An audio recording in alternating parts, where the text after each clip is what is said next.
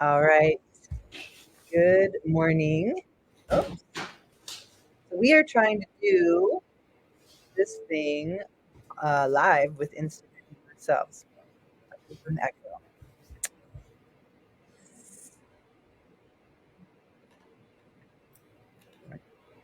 I'm going to turn off the live on Instagram because we're just learning about it. It's a brand new option, but it was already echoing when we started. So we'll just go ahead and get started for today. Good morning, good afternoon, good evening. Thank you, Pete, for showing up. Always.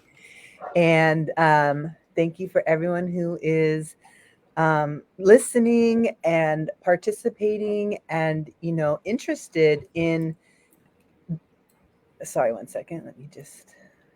Well, technical things. Interested in this topic of this disruptive busy mind. I had some people write on YouTube that it was helpful, and I thought it was so cool that it showed up. Someone had written in that they were so that it was so timely, our live, because they were just going on YouTube to search and try to find some ways to kind of like settle the mind. And so we just kind of wanted to continue on the topic from last week. Um, just kind of like antidotes for that disruptive busy mind. And some of the things that we touched last week was this the listening in, and like the various qualities of listening. It seemed like as towards the end we were getting into these ideas of like there's actually so many ways to listen, and it's not just, I think, the version that we think of, which is I listen with my ears, I hear what you say. It's like there's actually listenings that can happen in so many somatic ways, so many energetic ways. I mean, there's just so many. You can listen with colors. I mean, there's just endless ways. So I just wanted to kind of go over that more, and then to just continue with the topic of the imagination and kind of redefining imagination and taking the, oh, it's just your imagination out of it, and go, yeah, it's your imagination, and the power of it historically and the power of it like in our present day. So yeah, that's the plan for today. So good morning, Pete. Good morning. Yeah. This is one of my favorite topics, I think. I know I probably say that a lot. I think a lot of topics are my favorite. But this one, like, I feel like this is the bread and butter to everything we do, whether we're aware of it or not. Yeah. Because if one, we're not listening in, right? And like this is one, like you said, there's so many ways. It could be a facial expression. If we're not listening to someone's facial expression, we're going to miss some kind of cue. If we don't listen into someone's energy level, again, we're going to miss something. And of course, if we don't listen in to actually understand what they're saying, we'll also miss something. And I feel like with all of this, I can say for myself, which one do I listen to the most? We all have our strong suits, and we all have our areas of improvement. And I think for me, in the beginning, my area of improvement was the energy side of things. I could very much hear what you were saying, and I could very much see the expressions on your face, and there were always still things that were missing. And so for me, that was just my area. And it took me to really understand that meant I had to listen into myself first. And I see this. So like when I work with couples, obviously listening and engaging and communicating is huge. But I think a lot of us don't view ourselves as a couple, right? Because we are our imagination. We are our ability to hear and sense and smell and taste. Like these are all separate parts of ourselves. We are in a relationship with ourselves. Yeah. But I think a lot of us don't look at it that way. We look at it as, oh no, I'm one person. Like, I'm not in a relationship. Mm-hmm. And Absolutely. right. And we don't listen. We don't listen to ourselves Mm-mm. until it's too late. And then we go, well, in hindsight, like, I should have listened to myself. Oh, good old hindsight. Uh, Yeah. uh, uh, and so one of the ways I say for me to listen in myself was using my imagination.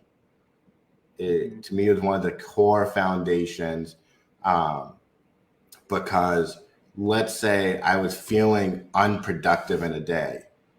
Like, that is a version of myself. How do I talk to him? Mm-hmm.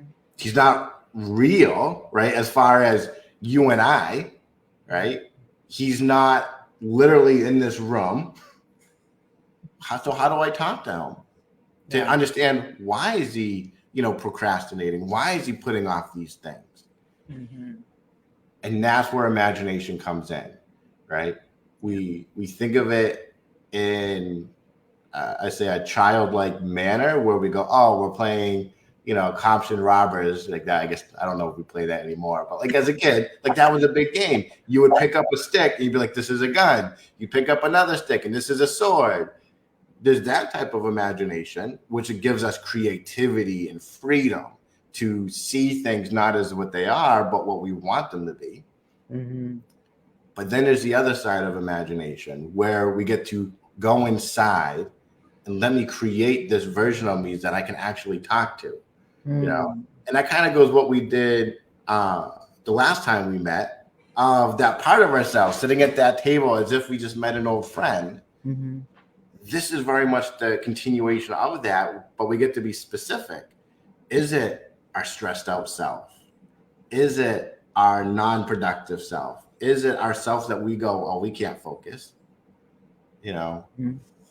And when we really, to me, I guess, tune into that part of our mind, we identify the triggers and the patterns that allow us to then go, okay, I don't mind being this way, or go, hey, we're going to make a change.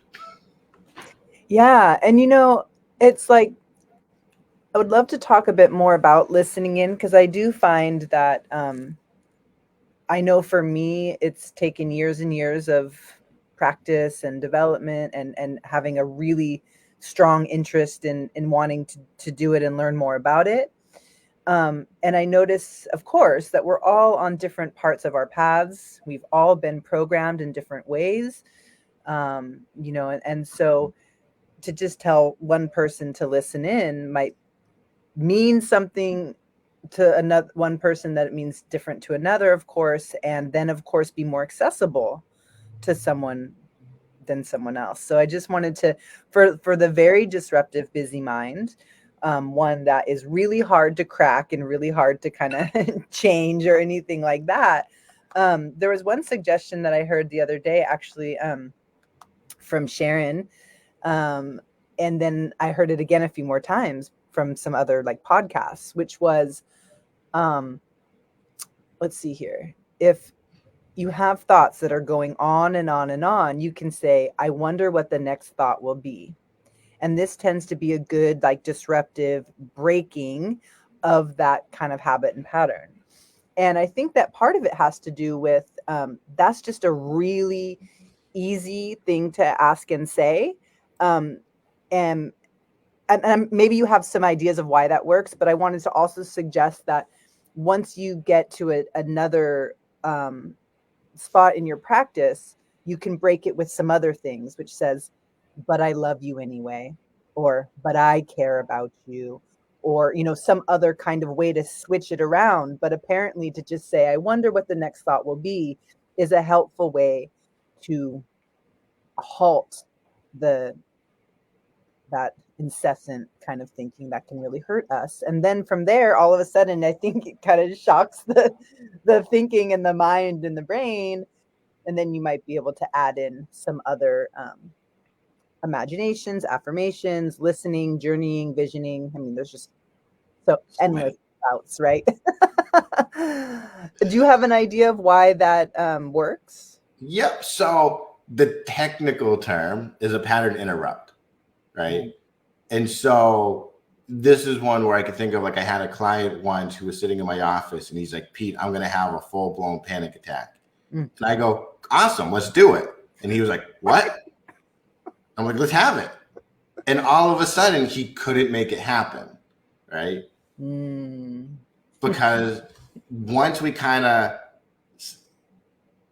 I say, try and predict, right, the next step, we can't then actually follow through on it, if that makes a weird sense.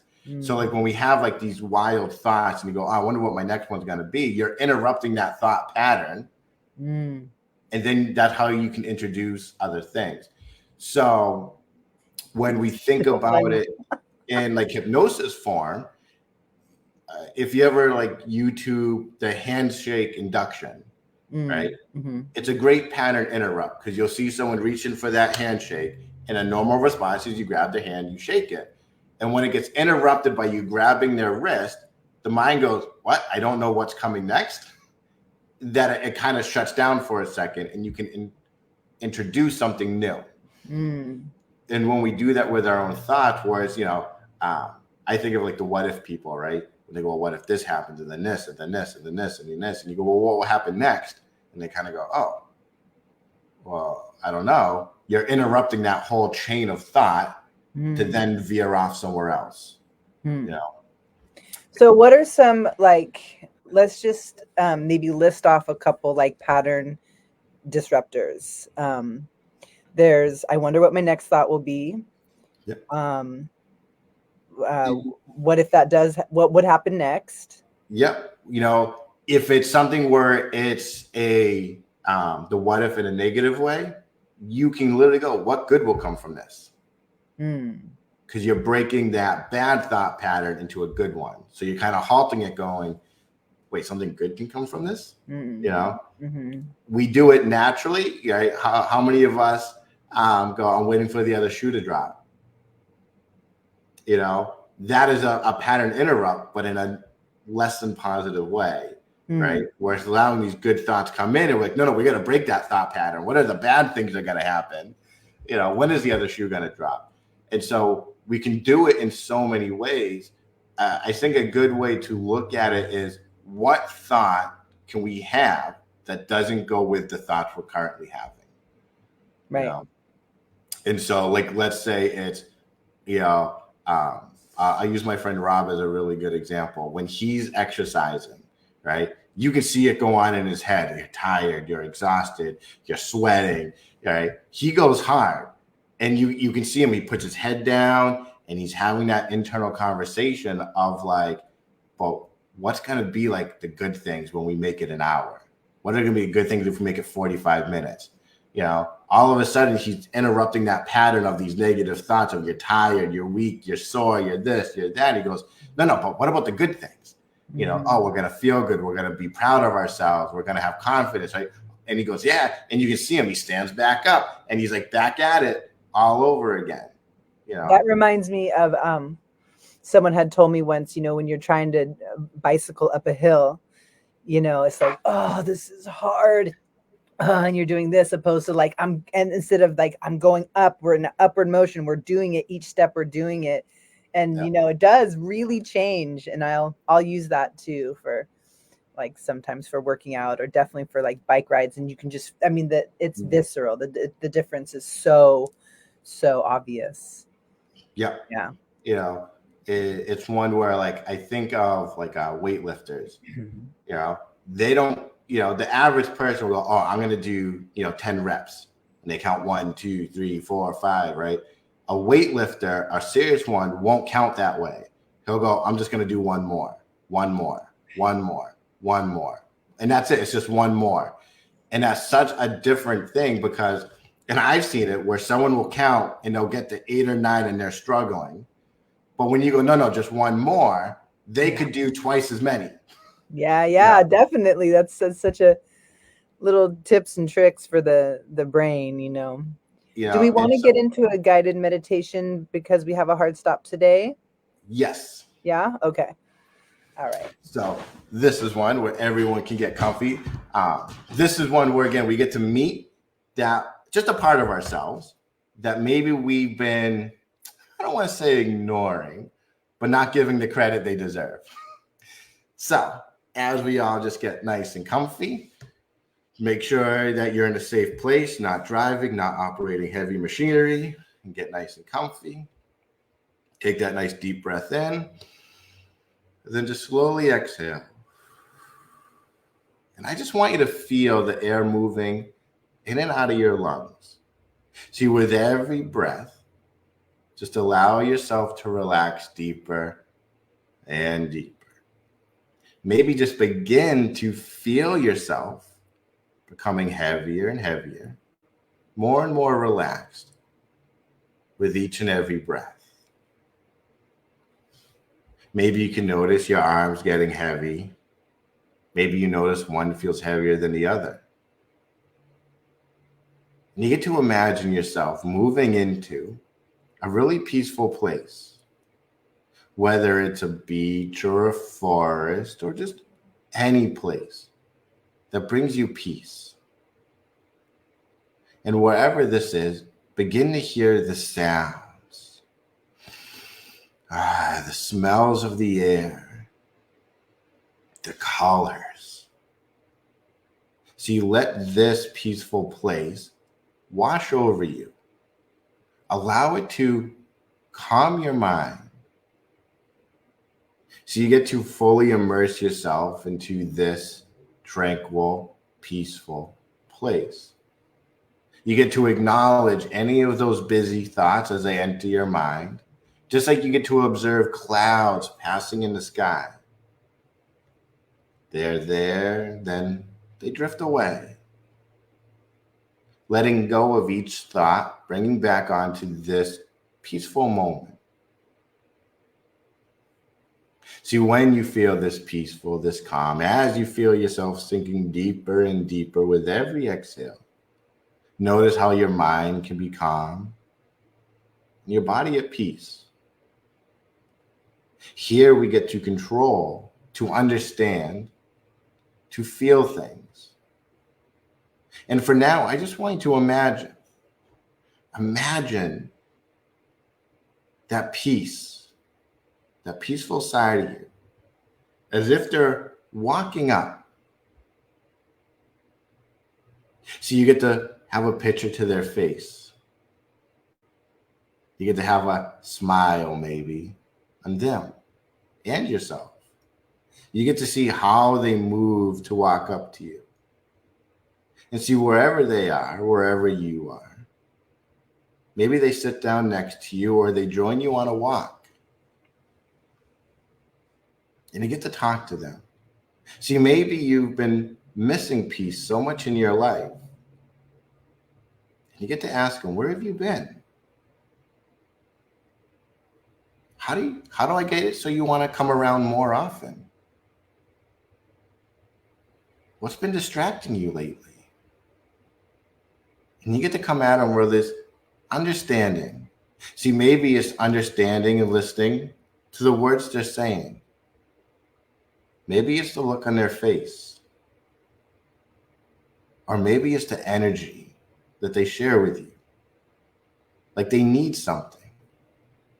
Words of encouragement, a hug, a new place to reside in your body. So they can be with you during the entire day, weeks, months. See, maybe they feel like you've been focused so much on the other things like stress and worry that they felt like you didn't have time for them. Or maybe they feel like a priority in your life and they're like, oh man, we've just been waiting for your phone call and I'm so glad we were able to meet up. See, I want you just to take a few moments to talk to peace, to fully listen, not just with your ears, but with your eyes, your soul, your energy. See, when you can kind of show peace that he gets to be an important part of your life through those life events,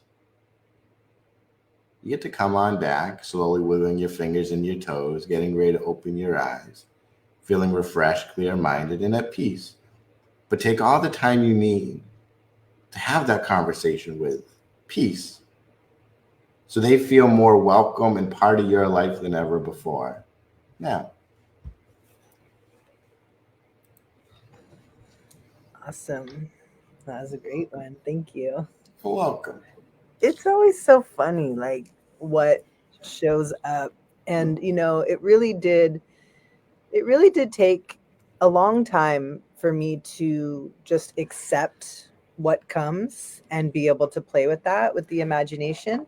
So I imagine it can be difficult for other people too. It doesn't make sense. You're waiting for something that does make sense. You're trying to change it willfully with your mind. But, I think that the important thing is to really practice allowing whatever comes, no matter what it is, and to just welcome it with no shame, with no judgment, with no like expectations, premeditated needs or desires. Um, and that's really where the work is. I mean, you can all day long like try to create something for yourself from your consciousness, but like that's not this work. And also as a reminder that, you know, the points of this is to connect in and reach out to that motor, that engine that has learned things and has created what you do and how you do things. Like, you think you're who you are, but you're actually who you haven't met yet. That is what's dictating you and running you. And so that's what this work, I think, is to find a way to meet what's driving you opposed to what has been created. It's something like that. Yeah, it's one again. Like when you mention like don't edit the image as they pop up. I think a really good example. My piece, as weird as it sounds, is the Marshmallow Puff Man from Ghostbusters. I love that. Like that's what it's this clumsy waddling, like puffy feeling, right? Now I can be like, oh, I don't like that. I want it to be, I don't know, a lion. But to my mind, a lion doesn't represent that piece. That Marshmallow Man does. And when we can just accept that going, it doesn't have to make sense consciously. We can just enjoy that walk we were having and him going, hey, like, I feel like you've been, again, like for me, it was very much, I feel like you've been focusing on all these different stressors in your life that you didn't have time for me. Mm. And I had to be like, no, like you're really important. Like you're one of the most important people in my family. Like, come with me. And it took that walk for him to be like, okay, all right. And we had that conversation, that tough conversation of him going, I'm not important, for me to recognize it. That's so deep, for peace to say, I'm not around because you don't have time for me and I'm not important. And then to reintegrate that and just be like, actually, you are really important and you are part of the family and you're very welcome. Yeah, right. And I had to say, I'm sorry.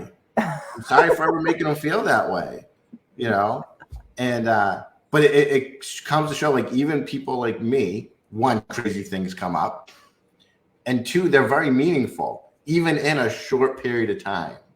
We don't have to have these long, I say, hour-long sessions to get real meaningful change.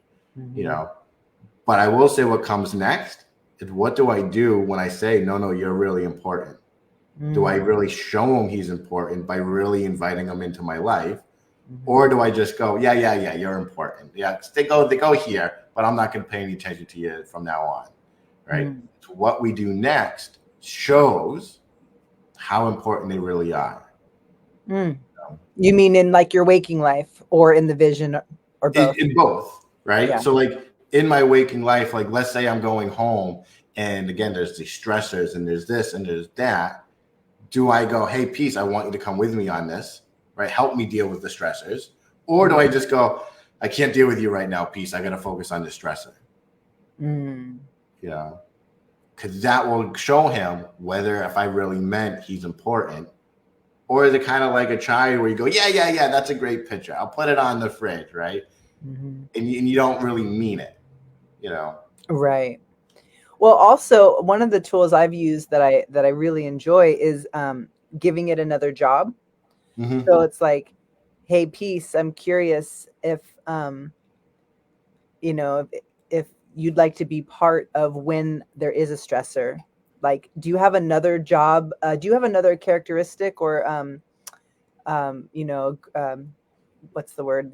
Like a Purpose? great gift, that I don't know about that you would like to be part of this. And then you might find that, in Marshmallow Man Pieces, like off time, he's like a bouncer or something, or he's in law school right now and maybe can actually help with some negotiation. You never knew that Peace was a negotiator too, or what have you.